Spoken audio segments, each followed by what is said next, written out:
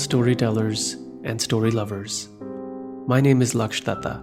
I host and produce the Jaipur Bites podcast, where you can hear many of the amazing sessions from the Jaipur Literature Festival.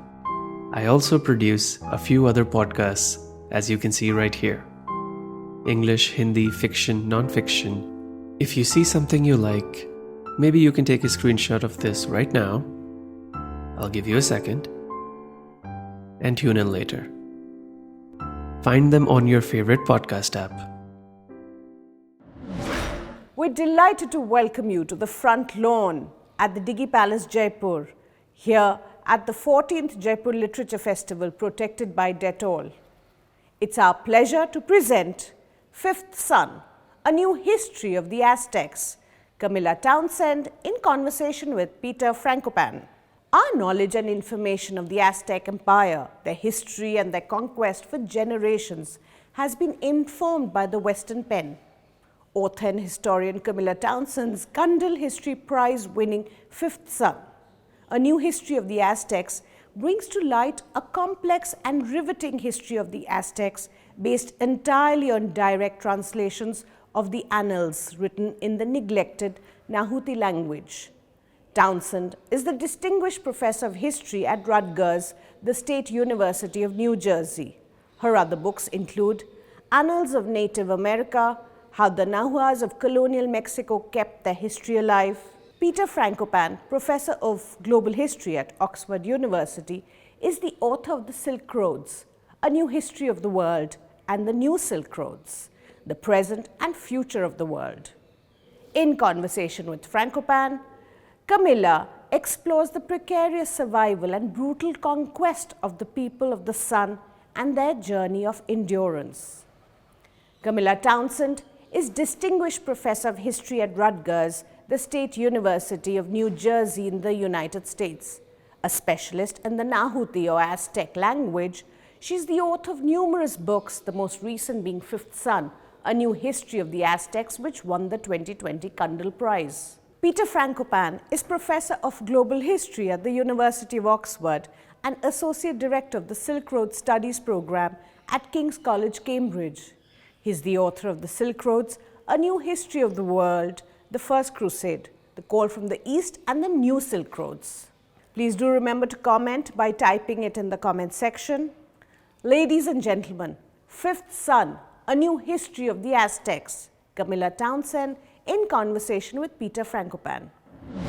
Thank you, everybody who's tuning in, whether you're listening to this in the morning, afternoon, or evening. I'm so sorry that I'm not here on the stage with Camilla in person in lovely Jaipur. It's one of my highlights each year if I get invited back. And I really hope that the organizers will have a chance to get Camilla in person, maybe next year when we're through this pandemic.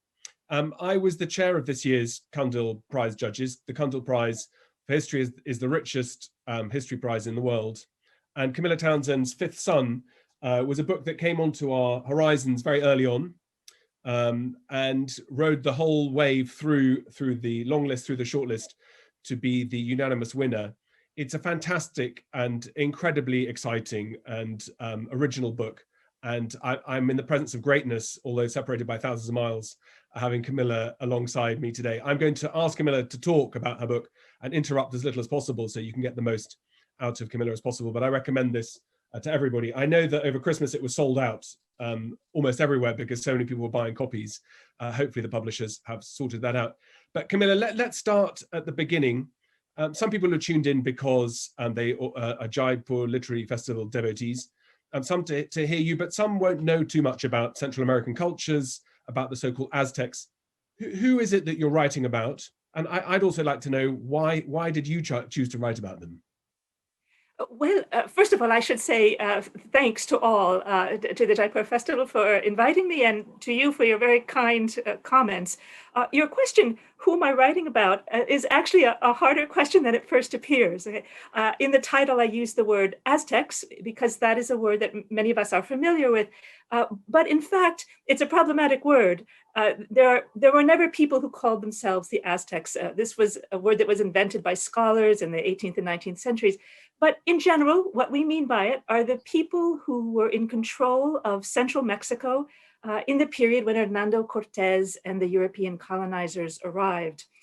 Some people use it to talk about the people who were governing, as in Moctezuma and his people. Others use it to talk about all the people who lived in central Mexico. We probably should be calling the ones who were in charge the Mexica. That is what they called themselves. It's their ethnic name.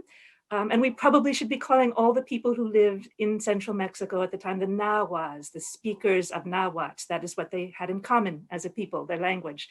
They didn't necessarily share all aspects of their religion or other things. But I keep using the word Aztecs, and I welcome you too, and the listeners too as well, because it's a word that we're familiar with. And I don't want us to get lost in trying to remember brand new terms. The other question, how did I become so interested? Well, I suppose it's rather a long story, and I'll keep it short. I am not Mesoamerican by heritage by any means.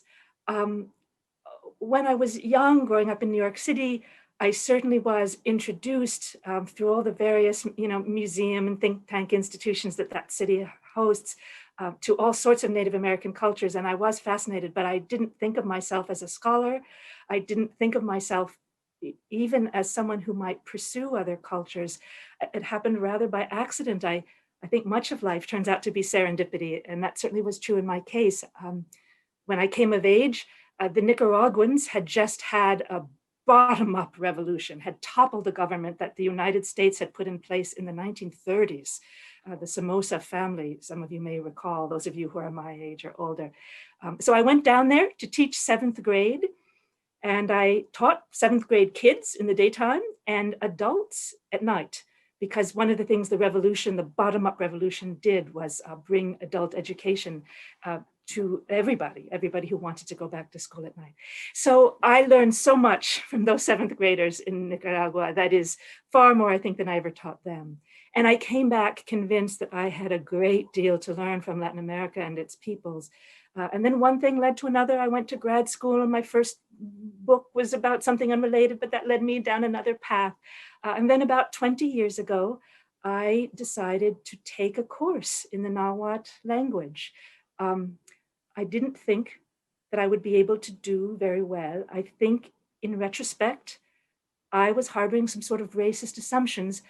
By that I mean, I assumed that it would be too difficult to learn. I think on some unconscious level, I thought, oh, these people are so different from me. I will never be able to understand how they think linguistically. And of course, that's absolutely silly. All human beings share certain linguistic structures in our brains, and I'm pretty good at languages. So of course I could. They wrote a lot in the 16th century in their language, and that more should be done with this than has been done. So I got the bug, so to speak, and one thing led to another, and certain projects led to others, until I realized one day, a few summers ago, that no one has really told this story. So many books have been written about Hernando Cortés and Moctezuma, right? But no one has told the whole story of their history the way I think they would have wanted it told, the way it was told in these sources, these histories that they wrote themselves. So I cannot honestly say that there was an obvious way in which I came to this. It was a series of accidents, if you will, and then the discovery of all that they had written, sources that had not yet been mined. Rather a long-winded answer, but I think it answers the question. No, I totally agree. I mean, some people would call it, there's a karmic sense. Some would say that these accidents, they're all a design. But I mean, one of the things that is absolutely staggering from a historian's point of view is to realize that we've gone 500 years without people writing about quite voluminous material. So when I got Fifth Son, my copy, I assumed that you'd be putting together from scraps of pieces of information here and there, which is something that all historians know sometimes they have to do when there's not a great deal of written material, and teasing lots out of not very much. But I mean, the volume of material that you have available is amazing. So tell us about the materials that you're using, but also about how is it possible that no one has done this before? And I say that as a very generously intended question rather than how come you managed to crack it, because I know that this it's such a breakthrough to look at the world this way. Well, first I'll talk about the sources, and then I'll talk about why more hasn't been done with them before. The sources are called in Nahuatl, the Xupohuali. They've been that word has been translated loosely as sort of year counts. I think it's a bit too cutesy, that term, that is a bit too romanticized. It's more like the yearly account. And this was a genre that was prevalent for centuries in Mexico, and we actually think probably in the American Southwest as well, because this is where their ancestors came from, in which people would gather together, usually in the evening, according to the information that we have, and tell their history, and different lineages would be invited to give their perspective on what had happened at certain moments. So it wasn't just one man's work, and they were men, these tellers. Sometimes different city-states would come together instead of different lineages. So it was always a conglomerate, it was always composite.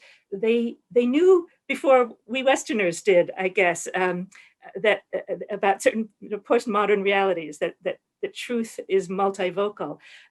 So they got used to telling these histories from multiple points of view in order to put a holistic sense of what had caused, say, a certain war or a certain political dissolution. Then when the Spaniards arrived, they taught certain young men and boys the Roman alphabet so that they could study the Bible. And they did that. That is, as many of you know, I'm sure, many codices were produced, illustrated texts produced by Spanish friars and Nahuatls, Mexicans, working together. But they had very much a European slant. The European friar would say something like, "Is it true that your dreadful God used to want to eat the hearts of human beings?" And the answer would be, "Oh yes, it is true. Our God used to want to eat the hearts of human beings." So it was nothing spontaneous.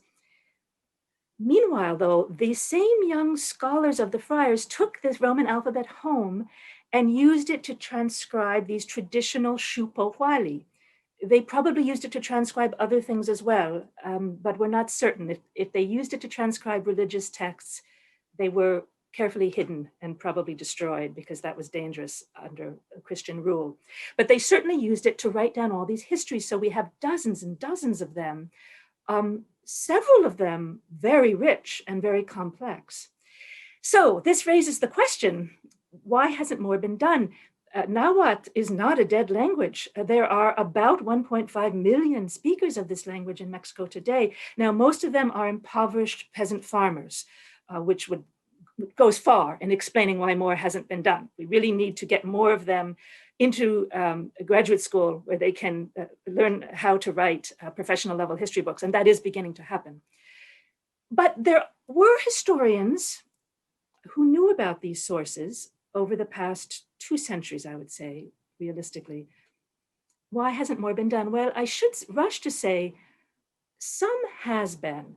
A few of these have been translated into European languages, but very little has been done in terms of analyzing them. And I think there are a couple of reasons for that. One is they weren't written for a global audience. They were written for their own posterity. They weren't writing these down to please a Spaniard. As I said, they were writing these down because they wanted to. They wanted to transcribe what their elders said. The Spaniards didn't even know it was happening. So there are no explanations of what's going on as you go through. And that can make them a little bit impenetrable, especially at first. The first one you read, if you go out there and get a translation now into one of the Western languages that you're so fluent in, I think some of you will be disappointed if you read just one, because they're hard to understand at first. For example, after a war, they might list where all the girls and young women were sent. This woman went to this place and this happened. This woman went here, this woman went there. And you think, why am I being told about this minutia? It takes a while. You have to have read quite a few of them to realize, oh, what they're really telling me is how dreadful their loss was or wasn't. If it was really more of a tie, some of the young women were taken to be wives in other states as equals.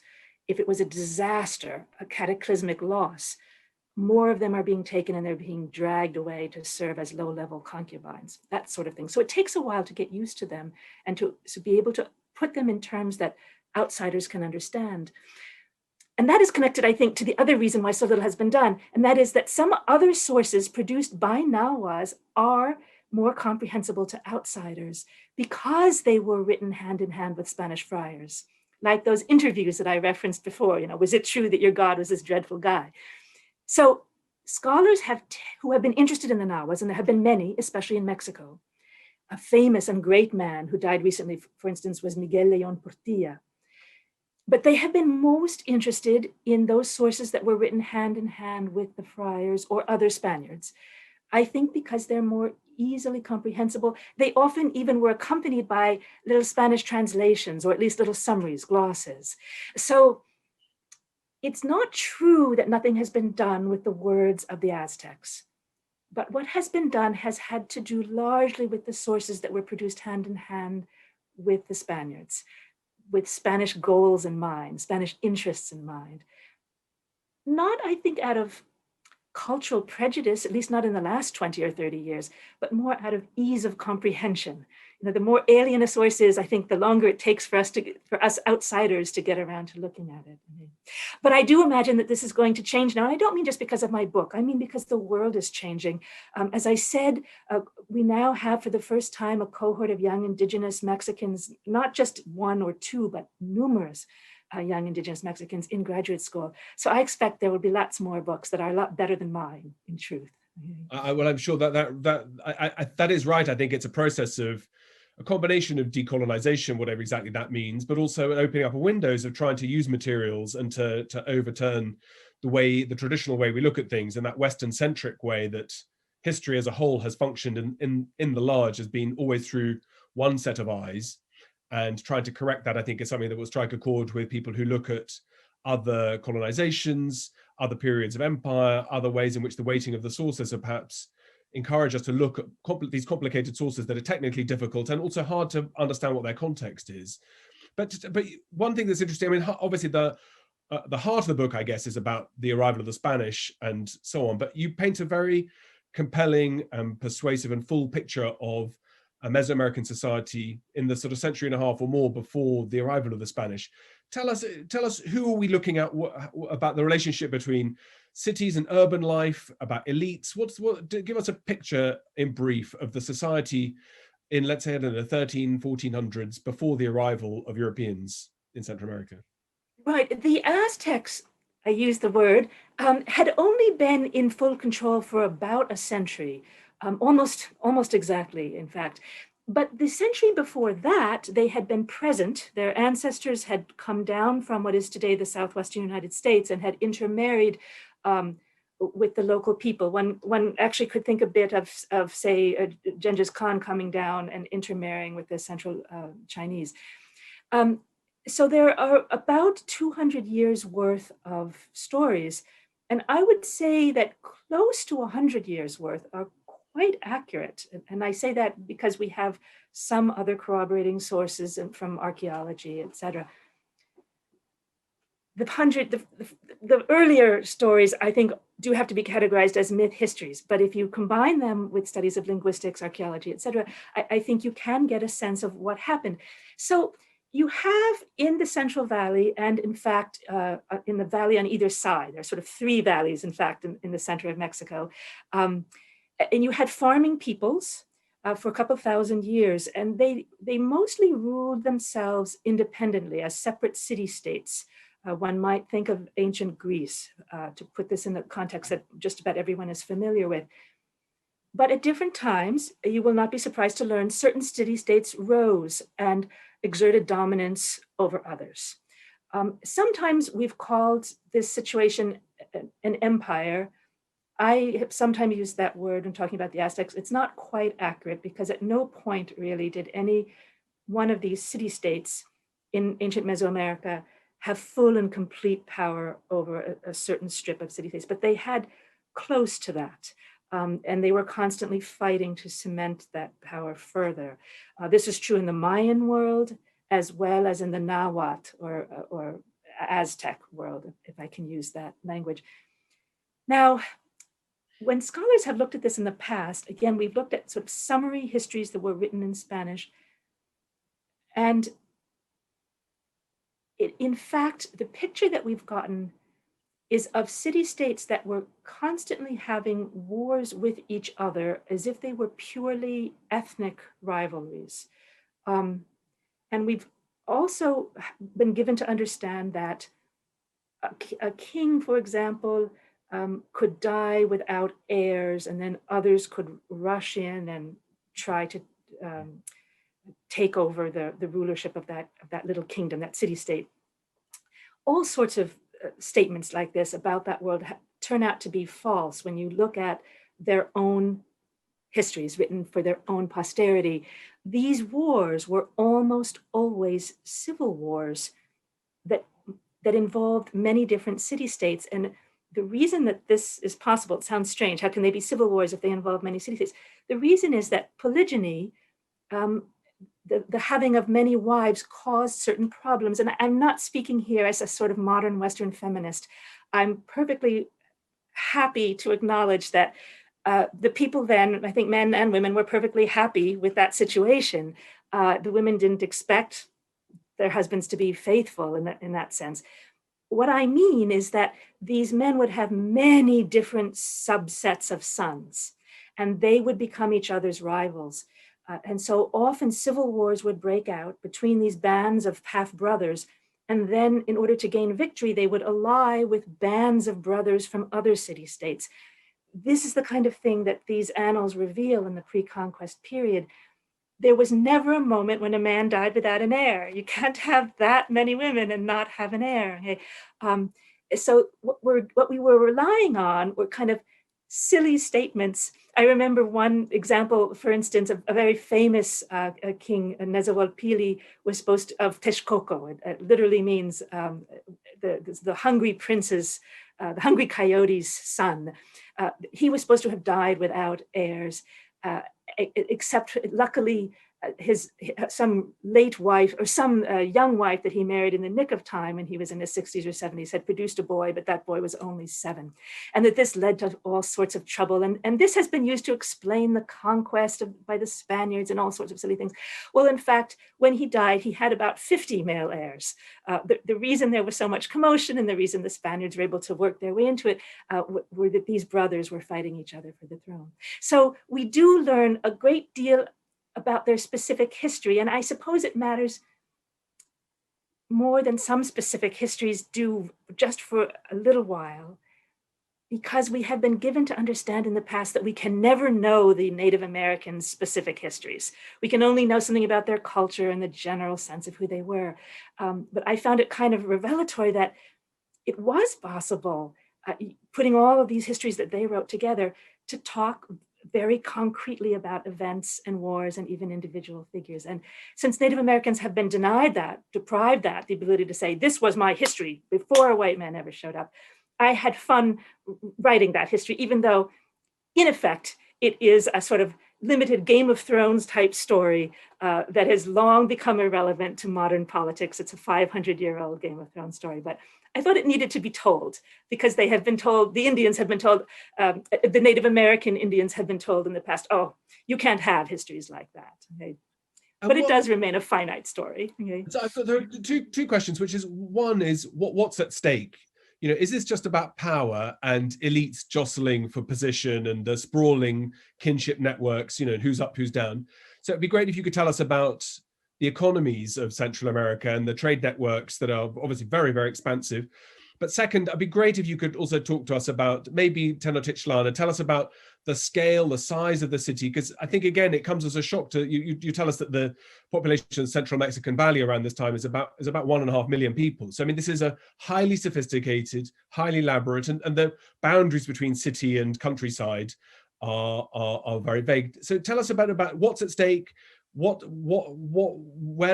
connecting with who, how far are their frames of reference to set us up for understanding this new world of Europe that comes into clash later on.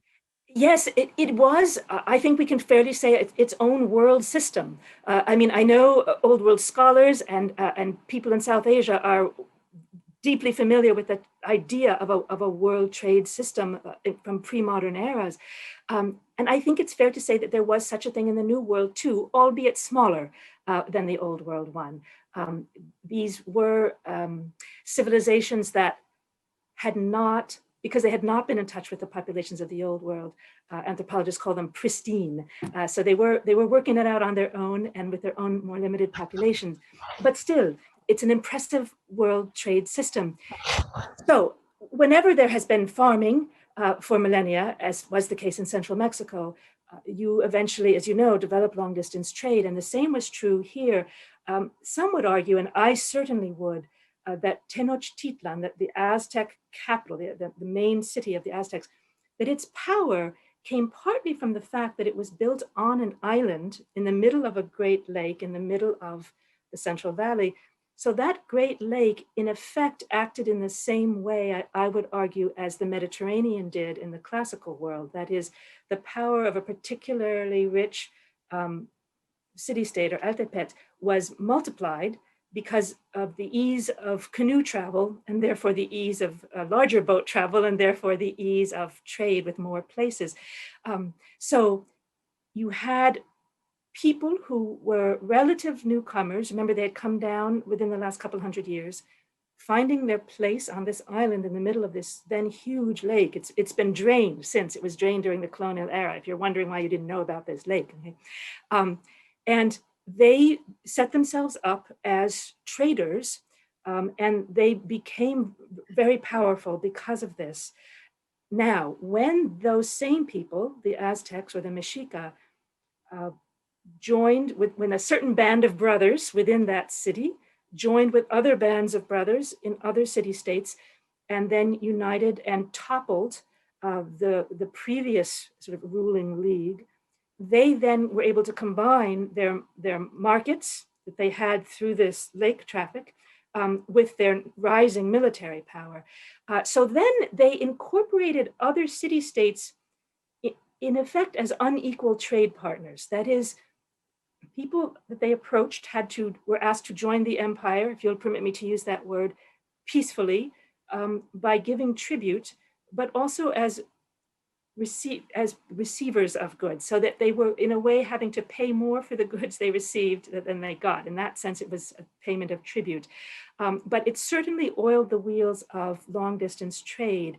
And archaeologists who have looked at, say, the presence of certain kinds of obsidian, black glass that was used for blades, certain kinds of precious stones like turquoise, certain designs in ceramics, document that those trade routes extended up into the American Southwest and down as far as roughly today's El Salvador. There was sort of mythic knowledge of what we might call the Inca civilization or the Andean civilization, but there was not direct trade contact. Still, when you think of what a, quote, pristine civilization had done, the spread of these trade networks, it's extremely impressive. And I think it will later explain the reason why the taking of the Mexican world, the conquest of the Aztecs, became so important to Western Europe, because they were in effect harnessing all of that labor, all of those trade networks, all that those city-states in Mexico could produce. Some percentage of it ended up getting turned over to Europe. But here I'm telling you things you already know, Professor Frankopan. No. I mean, there's so much I want to ask, Camilla. I mean, one is about the sacred and the divine, about priests, and about sacrifice, of course, which is one of the things that people always associate with the Mexica or the Aztec world. But also there's a very prominent role you give to women throughout, both through individual cases, but generally dovetailing and pulling out exactly what is the role that women have, for example, with weaving, and the fact that this is a honored position, honored thing to be doing, at least in certain contexts.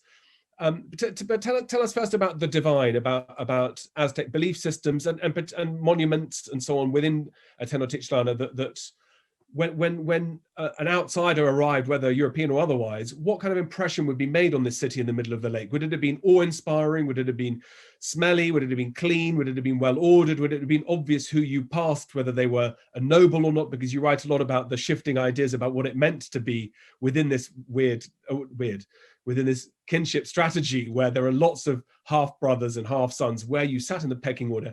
How would it look to a new arrival at the city, and what does the divine mean? Yes, so a fascinating place. And we do know actually how it felt to outsiders because the Spaniards tell us. Right? Here's a place where I do have recourse to Spanish sources. They were overawed. They compared it to European cities, to North Africa, to what they knew of Asia, which of course was very limited then, but they were awed. They had not expected to see the monumental architecture that they did. Tenochtitlan was dominated by two huge pyramids that were painted or whitewashed with lime, so bright glittering white, and then on top of that painted bright colors with gorgeous woven, as they had a textile industry, if you will, gorgeous woven flags from the highest pinnacles.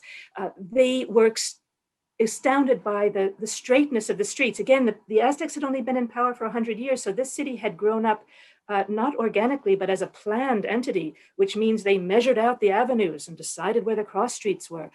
So it was extremely orderly by European standards and extremely clean, which helps to explain partly why there was so little disease. Also because they weren't keeping animals as farmers, but partly because they were so conscious of cleanliness.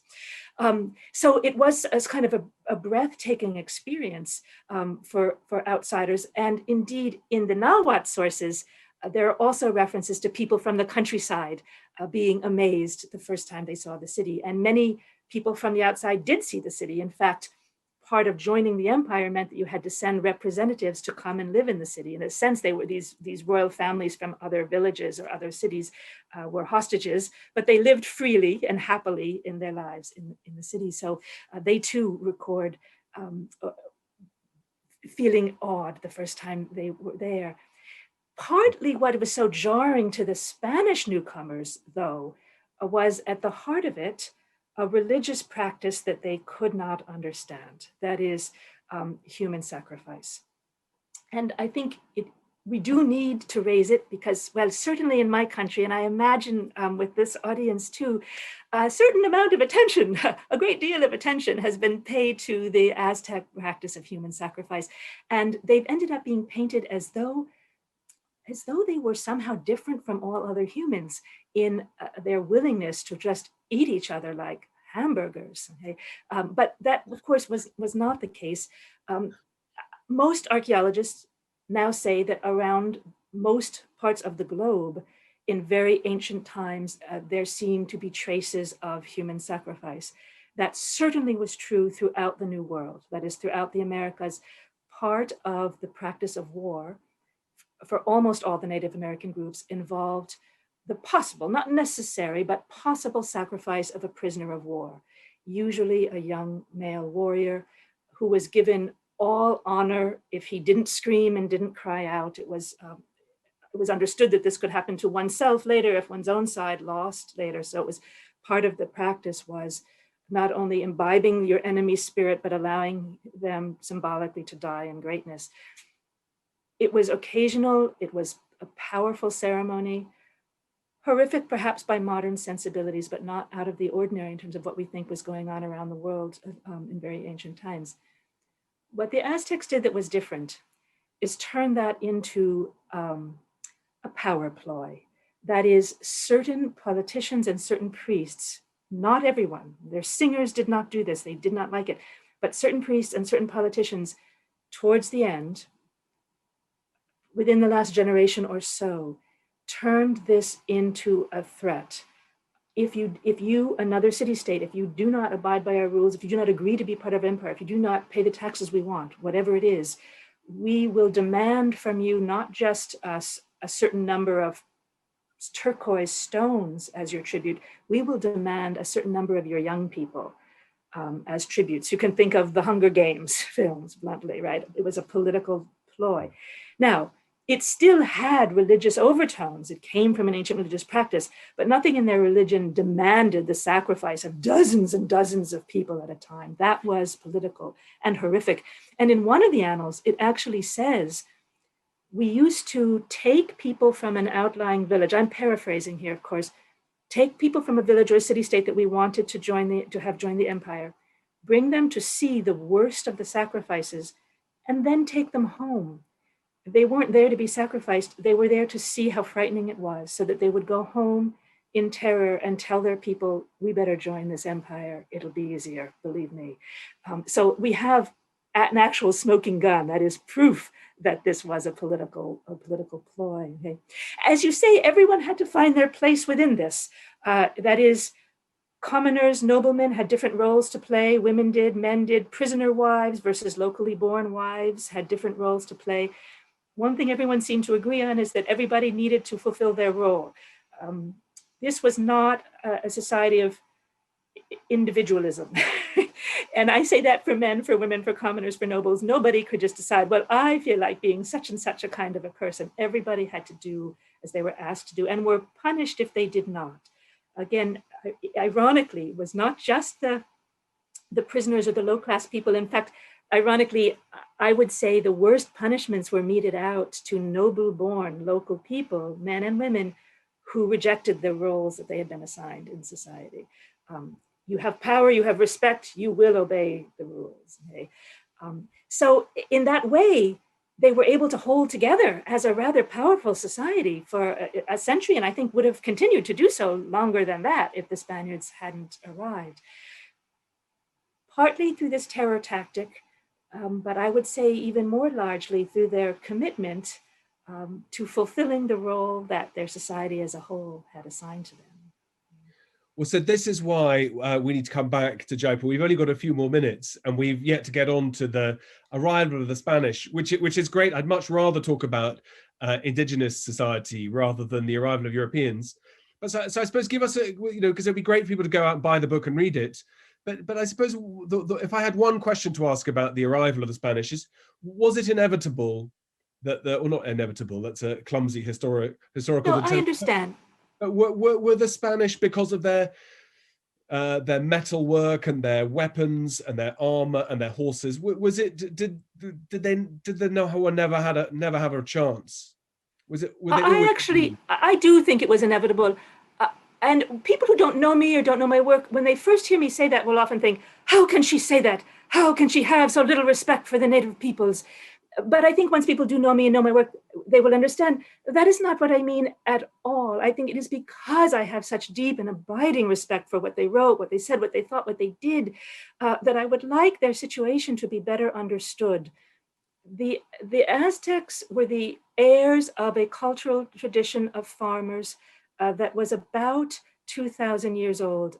And if you contrast that to the old world, those people were the heirs of a cultural tradition that had included farming, from the time of the Fertile Crescent for at least 10,000 years. It makes a difference. It doesn't make, if you're the heirs of longtime farmers, it doesn't make you superior. It doesn't make you smarter. It doesn't make you more moral. It certainly doesn't make you happier. It doesn't make you better in any sense, but it does give you a greater population. It does give you extensive metalwork. It does give you a leisured class of inventors and hence compasses, ships, shipboard cannons, all the things that help if you're trying to conquer people who don't have those things. Okay? I would say you can see this same dynamic playing out in the old world to a lesser extent. I mean, there, because of all the cross currents of trade that you have so ably documented, there often is only a difference of, say, a few hundred years, and that makes no real difference. But when you first find people who have none of these things coming in contact with those who do, you see conquest in those situations too in the old world. So I think we should pay some more attention than we have to the age of farming in these situations, but then make room for serendipity, coincidence, leadership, culture, etc., in explaining these things. But I do think the Aztecs, their generals were quite brilliant men. When you look at how they handled the situation, they did very well, and they kept a war going against Renaissance Europeans for a long time. And the Incas did for even longer. So they're not inept at all, but they had the hand, if you will. And if life is a game of cards and we are dealt a hand, they had the hand that they had, and they could play it as well as they could, but others had all the aces.